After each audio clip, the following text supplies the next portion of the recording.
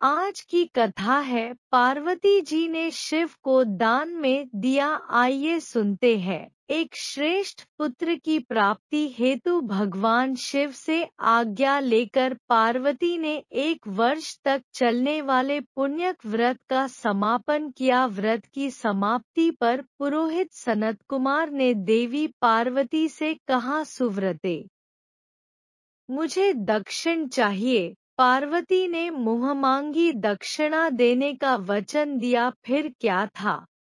पुरोहित बने सनत कुमार ने अस्वाभाविक दक्षिणा की याचना की। देवी, इस व्रत में दक्षिणा स्वरूप मुझे अपने पति को दीजिए। यह सुनते ही देवी पार्वती पर जैसे वज्रपात हुआ। वे व्याकुल होकर विलाप करती हुई मूर्छित हो गईं। पार्वती को मूर्छित देखकर ब्रह्मा, विष्णु और मुनियों को हंसी आ गई। उन्होंने पार्वती को समझाने के लिए भगवान शिव को भेजा।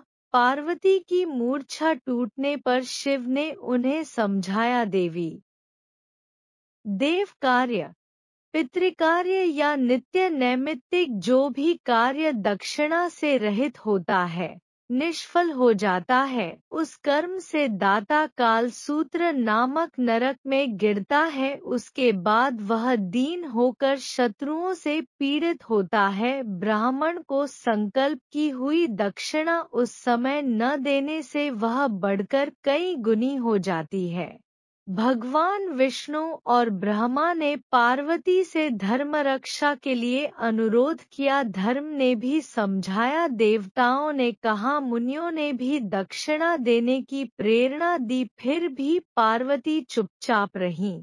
तब सनत कुमार ने कहा, शिवे, या तो आप मुझे दक्षिणा में अपने पति को प्रदान कीजिए या अपने दीर्घकालीन कठोर तप का फल भी त्याग दीजिए। इस महान कर्म की दक्षिणा न मिलने पर मैं इस दुर्लभ कठोर व्रत का फल ही नहीं, आपके समस्त कर्मों का फल भी प्राप्त कर लूंगा। उद्विग्न होकर पार्वती ने कहा, पति से वंचित हो जाने वाले कर्म से क्या लाभ?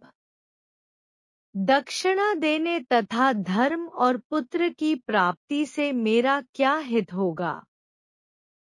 पृथ्वी देवी की उपेक्षा कर वृक्ष की पूजा करने से क्या प्राप्त हो सकेगा? साध्वी स्त्रियों के लिए पति 100 पुत्रों के समान होता है। ऐसी स्थिति में यदि व्रत में अपने पति की ही दक्षिणा दे दी जाए तो पुत्र से क्या लाभ? यह सत्य है कि पुत्र पति का ही अंश होता है, लेकिन उसका एकमात्र मूल तो पति ही होता है। मूल धन के नष्ट होने पर समस्त व्यापार ही विनष्ट हो जाता है। उसी समय आकाश में देवताओं और ऋषियों ने एक रत्न निर्मित रथ देखा जो पार्षदों से घिरा था। उस रथ से श्री नारायण उतरकर देवताओं के सम्मुख उपस्थित हुए। उन श्री नारायण को ब्रह्मा, विष्णु और शिव ने रत्न सिंहासन पर बैठाकर उन्हें प्रणाम किया और हाथ जोड़कर गदगद कंठ से स्तुति की। वहां का सारा वृत्तांत जानकर श्री नारायण ने कहा, शिवप्रिया पार्वती का यह व्रत लोक शिक्षा के लिए है, अपने लिए नहीं, क्योंकि ये तो स्वयं समस्त व्रतों एवं तपस्याओं का फल प्रदान करने वाली है।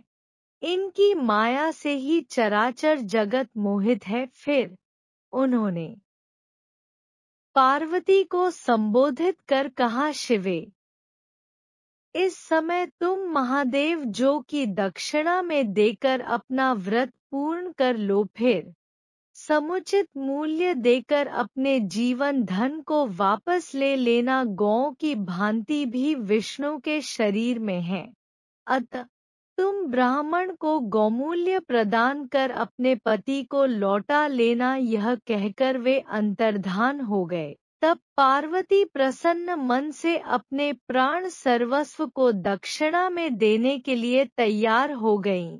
उन्होंने हवन की पूर्णाहुति की और अपने जीवननाथ शिव को दक्षिणा रूप में दे दिया। इसके बाद उन्होंने पुरोहित सनत कुमार से निवेदन किया, विप्रवर, गौ का मूल्य मेरे पति के बराबर है। मैं आपको अत्यंत सुंदर 1,00,000 गौएं प्रदान करूंगी। इसके बदले में आप मेरे जीवन सर्वस्व को लौटा दें।